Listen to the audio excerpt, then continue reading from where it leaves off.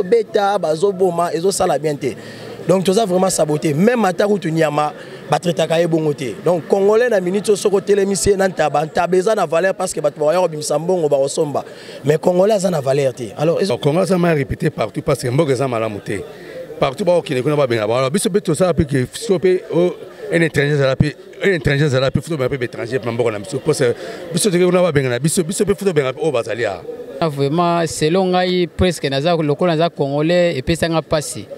Et puis ça n'a pas si pour la zone congolais a des utilités dans pays étranger. Et c'est gagné ce congolais a des tambola, et c'est gagné ce quota, a des bien congolais, a des sandoumé, donc a des mabé, a des salamabe. Bon si on n'y ne zo zanga po biso to c'est le guana. Po biso zo sa biso mabé, biso be étranger a pu bazo vendre, na comme na bango bazo se développer, bazo mais biso biso to kine ba sa biso mabé. Si na mikumba na mitu po babengaka bakifunda ebele na mutu bamemi misusu baza ko torturer bango bakangi bango basinga ba vraiment ezaka passe moninga bande kona biso Angola bazo sa neti bango bakoka babonga or na logique bakoka na bango te babonga pété parmi ba pays développés na monde azate même ba pays émergents na niveau Afrique azate à l'époque ya Savimbi ere yindela bango na Angola to yambaki bango a mais ba acte basali bande kona biso eza vraiment inadmissible tokoki jamais ko accepter ngo ko benga na batu sans papier oui eza mabete eza malamu eza mboka na bango peut-être bangi ba organiser makam na bango mususu esengi ke be étranger balonga na mboka eza bien mais ba acte wana ya barbarie ko benga na ko boma ko violer ko saccager eza malamu te bakenda ko luka mboka nyonso na mokili lelo to comment vivre na complémentarité pays moko te akoka ko vivre kaka ye moko ti a ko se développer bonga eza te. Vision Plus TV, l'excellence et la rapidité. Bonjour. Bonjour. Tobeta masolo kaka moko ya niveau ba onyo ko la bande ko na biso ba congolais na Angola. Na ebito en tout cas étant que congolais tant mona ki image wana et sala ki yo ndenge nini. En tout cas moi personnellement ça m'a fortement choqué. Ya mona bande ko na biso makambo bazo subir na Angola. Mais là, ça va passer pour biso toyoka pour bakoko na biso ke na bangola tuza koko moko. Mais comme on a au bazo sala biso ndenge ba torturer bande ko na biso ba comité de forme le niveau ko boma bango. En tout cas vraiment ezo sala bien ça fait mal au cœur. Mais na éviter ce que ça va conflit moko politique pour jusqu'à là to péter to ka que no ba sali bango boy. Tout le monde ba image na ba réseaux sociaux. To éviter ce conflit moko politique ou bien ça ka sentiment moko bango ba prouver ka vu ça que bande ko ba congolais. Donc ça fait mal. Ça la peine bien te. Ça la peine bien te. Pour na yo mi lobela que qu'est-ce qui s'est fait que ba congolais ba lingama partout te parce que ça Angola te na Israël pe ba pesi ba congolais un mois ba libérer pe kuna qu'est-ce qui s'est fait que ba congolais partout ba lingama te. Eza nini? Bon, ce que tu lobela ma congolais peuple congolais peuple mo ba me étoile partout à Kendaka. Mais ma malamu pour moi véritable congolais d'ailleurs moi principalement na ko mamboko te pour moi na net bangola wana na bilona ke sana ngola te voit même atana braza awa banda na bota na kenda te donc na mona bango na musika ko kenit ba Israël wana elo luka kuneza te no ke tala makambo yesu benin donc so comprendre donc ko mona ba sa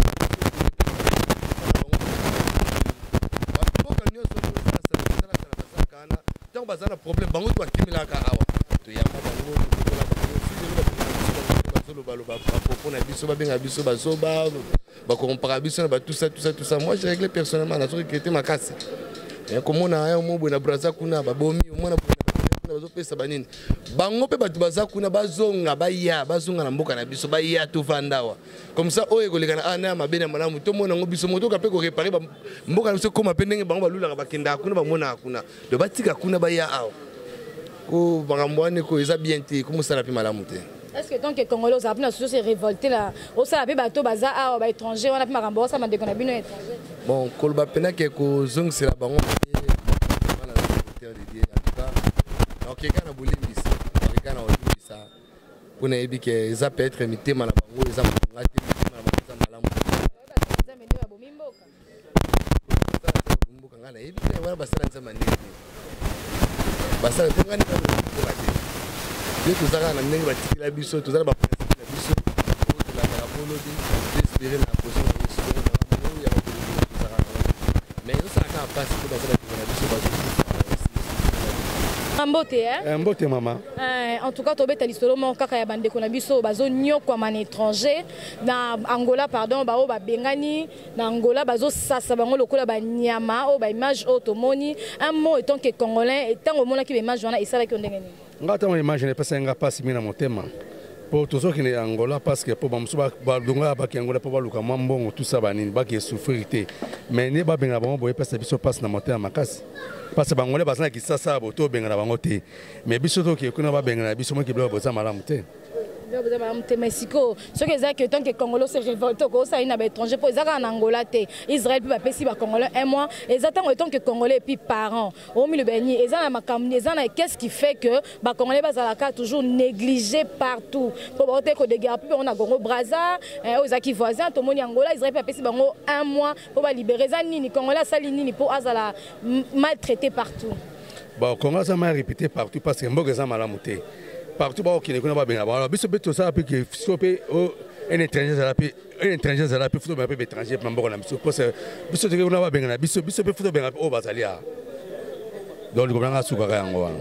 merci papa. Continue. Mbote, hein? Mbote. Tout le monde nous a dit qu'on a biso coopérant, tout le monde a dit solo moko, il y a bande qu'on a biso, ba bengani bango na Congo Brazza, pardon na Angola, ba o ba bengani bango na Angola, ba sasi bango lokola ba nyama, na bazo beta bango yai de mort, et tant que Congolais, tant au mona qui image joana, et ça là qu'on dit. Image joana vraiment selon ngai presque naza lokola naza Congolais et puis ça nga passi. Et puis ça nga passi pour nazo mona na Congolais, aza utilité na pays étranger. Et si gagné ce Congolais, azo tambola, et si gagné ce kota, azo benga Congolais, bazo sandoumeye, donc bazo le mabe, bazo sele mabe. Bon, si ni les autres ont pas biso to c'est le guana. Pour biso zo sa biso mabe, biso be étranger a pe bazo vendre, na comme na bango bazo se développer, bazo mais biso to kine bazo sa biso mabe. Si biso to sa ni. Na bilo quoi. Donc le Congolais au milieu béni, et ça pour la nini Congolais aza négligé partout. Bon, on a évité ce que c'est le Congolais, ceux qui côté de la nation, qui manifestent ou bien c'est le comportement, ou bien c'est le bizarrerie, bien on a évité ce que c'est affiché comportement ni au baso bien habitué à pays étranger. Merci beaucoup en tout cas. Tout le monde peut de biso musu coopérant. Moi lilo ba micro na biso tout le monde na habité ce Rolanda qui ba image oyo ba de na biso ba Congolais ba sasi bango na Angola donc ba nyoko ba bomi bango lokwa ba nyama bazo benga na bango na mboka. Moi lilo ba étant que Congolais tant au monde qui image on est ça que bon ah oui bango bazali hein mais étranger bien na katamboka soir mais ça c'est ma bimawati o basi na Angola kuna ba metto sambi kaka. Et tant que Congolais, tant que moi qui imagine ça que passe mon thème nangaye. Passe mon thème là ici c'est fait que on réagit, on peut répliquer pour ce moment ba étranger ah au benga là-bas pour ça bon. Tu benga là-bas kala mingta. On ni so kendi. O wara. O ningari. O azangole. E ba libela kena libela. Dami kende déjà ba. E ba ngoko. O kala te bo benga là-bas. Na ne ya mafuko be ko bete ko mabon kaka. Merci beaucoup en tout cas, merci. Hein, dans Tozawana, on parle avec le Congolais. Bande Konabiso, Bazomo n'a pas si les cas. Pour la bande Konabiso, un étranger, dans mon pays, nous Bali Mbote. Oui, bonjour. To betara isolo moko ya bande Konabiso, Banyo Kwami, Bazo Sasamana na Angola, Bazo Sasamana Angola. Dans Bazo Boma, Misu Bazo Boma, Bazo Beta, Bango, Bazo Bengana, tant que Congolais, tant au monde qui image, on a Isala Kondé. Bon, sur le monde même Nelonginanga par rapport à ce jour, vous sentir que nous avons trop frustré. Nous avons trop vraiment frustré, et ça bien été. Nous avons comprendre que le Congolais a mal aimé, surtout en Afrique mobimba. Nous avons considéré au moment où biso nous avons solidaire, nous avons vraiment un amour. Il y a quoi m'abatunion ce pas na biso. Pourquoi ceux qui font la parenthèse? Bon remarquez, ceux qui caméramen à reboire à mis sur un pandi à droite, au monde à mort quand ils tombent bâti, je connais la bantaba, so bolandé le monde à papier. Mais avant dit awa zobota azana épé très à l'aise. Tozo qui pété, to simba raté, to bengana raté. Mais kaka biso ne libanda oyo, ba lapidara biso balandara biso na mabanga, bazo torturer voir même ko bomba biso le rola banyama. Alors eza bientôt quelque part c'est comme si ba kontina biso ba eba vraiment ko sécuriser population na bangote parce que toza respecter té. Or pour toza la respecter to senga ba konzo ba kambara biso, faut ba la ki se rappelle que na ba ninga na bango pe misusu ba mboka misusu que non, soko toucher la population na biso biso peut te opinion o ya bino, mais pas na biso c'est comme si zo salamate. donc comme le roi bâtiment tous en abisso sacrifié partout au Kenya même bateau baroko sakana na biso te bako maro sakana la biso tout ça c'est parce que tozo kende pona ko luka vie pour situation ya vie awa eza passé pas na biso alors réseau ça la vraiment bien te makambo wana ezo sungate ozo mona mama ezo sungate ezo ça la passe mboka mizo ba pays misusu soki bazo benga na batu na bango ba benga na bango na kimia ba ko refoule bango na kimia mais ya biso zo mona ko beta tozana mutu tozana petit frère a uta ikoya azu choc ya grave kobeta soki bobengani mutu na mboka na bino oui toko comprendre parce que ça pas na bino mais ko maintenant niveau kobeta kobuka voire même na koboma c'est pas normal. Mais tant que jeune so bo ça analyse je te dis quoi que pour la nini congolais hasard car maltraité un étranger pour les arabes en Angola te na Israël peut passer ba congolais un mois ba libérer paix et ça pour na ba kondia mboka et ça pour na ni c'est que congolais partout azala kaka mal réputé maltraité na ndenge so poto mona Congo Brazzaville ba sala kaka le même acte et tant que jeune so sali analyse au milieu ba keza pour nini. Voilà merci maman na bande ko s'attendre que otu na question wana problème ezaka ka moko yango na lobi nyonso ezozo nga pa ba kondia biso parce que ceux qui bango bazo sala premièrement pour na ko défendre l'intérêt na biso bamboka misusu esakane la biso te mais bango bazawa na uniquement pour na ko sala la ba intérêt na bango bango ba voyager ka ba kimila ka ba richesse ba tonga banda ku bazala bongo bazo ko s'occuper na peuple te au moment où ceux qui bazo défendre l'intérêt na biso ba telemi bazo défendre l'intérêt na biso bomo na ke tozala respecter mais bango bazo sala ngote bazawa na uniquement pour batambola na mituka bayiba bambongo à l'état et biso petit peuple net tozo souffrir parce que bango makambo wana etala ka bango te bazwa ka courage wana te ceux qui va venir entre bango ba premier ministre ba ministre batalisa na nanu ba défaut wana ba côté la pe biso bazwa ka courage wana te bazwa la ka intérêt na bango bazwa mbongo na bango alors ndeni biso to rozala respecter ceux qui bato to pona to voter ba sali ba campagne to voter po bango ba kamba biso po to zaki sur na bango bazo sela ngote alors to ko espérer ni tozala kaka torturer tozala saboter tozala négliger parce que bato ba topona bazaka na bango na souci na biso te bawela ka intérêt na bango ceux qui faut défendre au sengela bandeko na oyo mito baza pe na passe na Angola oh non ba yete mais baza torturer baza maltraité na ba konzi oh baza la moi facilité wana ya resungoro kolobani bon koloba to koloba ndenge to mesana toujours koloba malgré que tu ebi que effet moko positif ezala te parce que la première fois te makambo ya ko refouler oyo et la première fois te ba refouler na ko torturer na ko boma et la première fois te to mona to loba to ganga ba konzi bata likambo basana bango le côté mais to continue toujours koloba ba konzi bazote la biso lelo ndenge bazo mona population congolaise bato peuple oyo avotaki bango pesa na misu ba votaki bazalaki ba votaki avant ba kende kuna ko luka peuple wana votaki bango lelo azo souffrir kuna bazo torturer bazo massacrer bazo bomaye bazalata na souci wana ne fiske ko kendata ko zwa bango kaka ba sécuriser bango bazonga na mboka na kimia o etika total sima do balongola bango na maboko ya bato wana ndenge bazo beta bazo boma ezo sala bien te donc toza vraiment saboter même ataku tunyama batretaka ebongo te donc congolais na minute soko télémisé na ntaba eza na valeur parce que bato ba yo bimisa mbongo ba osomba mais congolais za na valeur te alors ezo sala bien te makambo wana vraiment merci beaucoup en tout cas. Voilà, oui, bonjour. Tobeta kali somoko na habité soko mona ki ba image ya bandeko na yo ba congolais ndenge baza traité na Angola comment baza ki torturé il y a eu de morts de blessés en tout cas tant mona ki image wana étant que congolais et ça là qui ondeni bon nga penza premièrement image na mona ki o essayi nga passe makasi là na kota ki Facebook na nga na moni image batindi vraiment ça me fait mal comme on a ba maman comme on a bana comme on a ba surtout des ba jeunes on a mona ki ba le kaki tellement belé na loba na mutema na ah quel que soit les malheurs bon ba ko ya pe ba zonga tout ça la bloc ya makasi lisusu pour tout bandeni ya obongisa mboka vraiment donc ça passe comme on a bande ko na biso na mikumba na mitu o ba bengaka ba kifunda ebele na mutu ba memi misusu baza ko torturer bango bakangi bango basinga ba vraiment ezaka passe moni ngai na via nga bamboka wana te ba Congo Brazzaville bangola wana na na kenda pete pe na zarata na sonjara pas même pas na kende kuna parce que ya to wana mboka mo eza kitoko ya mboka mo nzamba pesa biso eza bien eza na kimia soki ovandi pe awa obose ozwana kaka soki ovandi awa obose olesa no ka famille donc vraiment image wana esalaki nga passe pe na esa bakonzi na biso ya mboka vraiment batia mayele place wana baye ba intervenir baye ba ndenge na pe biso étant que jeune au milieu de la nini tant au monde que congolais a maltraité partout ezaka na Angola te ba bengana ba congolais na pays voisins na biso pays voisin Congo Brazza ba bengana ba congolais ba sali ba congolais pas na Angola Israël peut ba pesi ba congolais lisusu un mois ba libéré eza pona nini je te dis quoi so vanda rosaka analyse eza pona ni congolais aza maltraité ben négligé partout faute na biso moko ba congolais peut-être que ça la mamba bien l'étranger ou bien faute ba konzambo kana ba rando na bango toni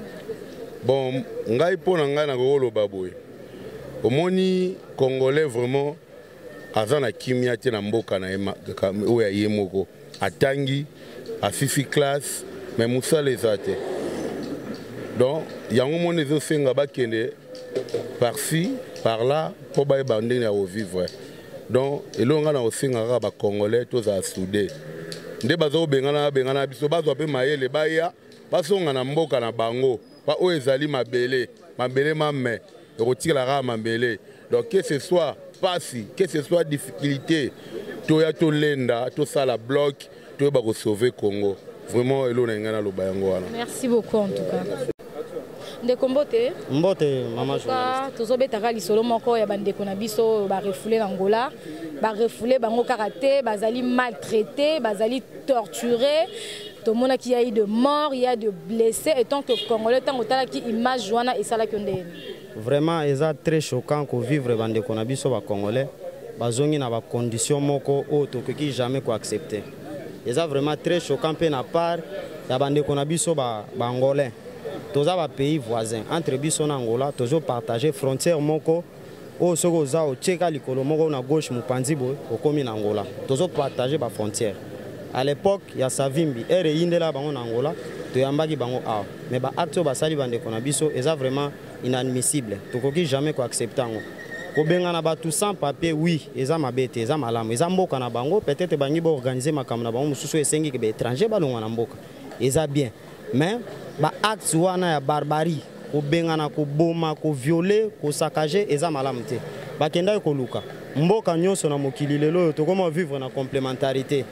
Pays mon côté à coca à vivre kaka ye mon côté à se développer bonga exact à États-Unis d'Amérique azakana poser à bateau basangisa ba idée basangisa culture ko ba kende liboso mais bande kona biso Angola bazo sa neti bango ba coca ba bonga or na logique ba coca na bango te ba bonga pété parmi ba pays développés dans monde azate même ba pays émergents na niveau Afrique azate et ça vraiment choquant pour vivre bande kona biso et en plus ba langage mususu bazo tenir pour na biso ba congolais eza ngote atamuke na ebite soki na mboka na vraiment ba intellectuel ba raisonnaka comme il faut bazali or batangi ba classe na bango awa na ebite lelo babosa inikini lovanium ba autorité na bango ebele o bazo konza bango kuna na Angola batangi awa na Kinshasa na Congo mais lelo yo congolais méprisé bazo zoelo wa ngungi babomi eza malamu te. Mais tant qu'un intellectuel ça la analyse ou bien ce que au réfléchira tu te dis quoi que pourquoi congolais azara maltraité partout parce que zara en Angola te Brazzaville bah ça avec le même acte et puis na Israël bah petit sous bah congolais un mois bah libéré kuna na comment na Israël eza pona nini congolais azara maltraité partout eza pona nini. Bon faute erreur ana pe na koki ko jetango muke na gouvernement na biso. Quelque part, ils ont accusé la faiblesse du gouvernement. Donc, ils ont faiblesse européenne à part le gouvernement. Congolais ont koufa, ils ont le droit de koufi. Congolais koufi, personne n'en parle. Moutoutou a gardé silence. Or, la logique, la vie humaine est très sacrée. Vie à Moutouza sacrée, bakoko sakanango te kaka boy dans les pamba. Moutouza ngungité, oya koufi ba sala matangate. Moutousoka koufi, azana batu, oyo bakozala na souci, bakozala bouleverser makambo ebele. Et là on a to vivre en Brazzaville, gouvernement na biso a gardé silence. Or na logique akoki ko garder silence bongo te. Akoki jamais garder silence bongo. Il faut répondre bango pe coup sur coup. Tozana ba étranger ebele na mboka. Neti biso actuellement tozo organiser ba élection. Na logique il fallait qu'on souko la Congo, qu'on souko la population pour que la nombre ya batunini bazali ba étrangers baza combien, ba congolais baza combien pour que une élection moko bien apaisé. Tozo sala ba élection mais mouvement moko te salami. Ba étrangers baza a ba sans papier et belé. Na logique Air Congo yo ka kibongo, gouvernement biso pe il fallait réagir. Il faut réagir tout le monde on a les États-Unis, tout le monde partout Kalaming tout le monde aux États-Unis Donald Trump atelemeli procureur à CPI pour nanine alakisi musapi na mutu na bango moko États-Unis atelemeli CPI abino soki procureur azo continuer bongo ba poursuivre na justice. Mais pourquoi pas biso Congolais akufi gouvernement lobate quelque part to lobani eza complicité na bango bayebi makamba salaka bayebi makamba sa to da ba vidéo msu tozo yoka quelque part gouvernement biso pesa flou. C'est comme si bango nde bazo commanditer ba biloko wana o bazonga po biloko pe to sali remarque ezozala kaka avant l'élection. Pour eux salama pe na Congo Brazzaville les aka ba moment tozo préparer ba élection pour to sa ba élection. Donc quelque part pesa flou. Gouvernement biso na kwa kizango azo assumer pe par moko responsabilité concernant makambo wana. Merci beaucoup en tout cas.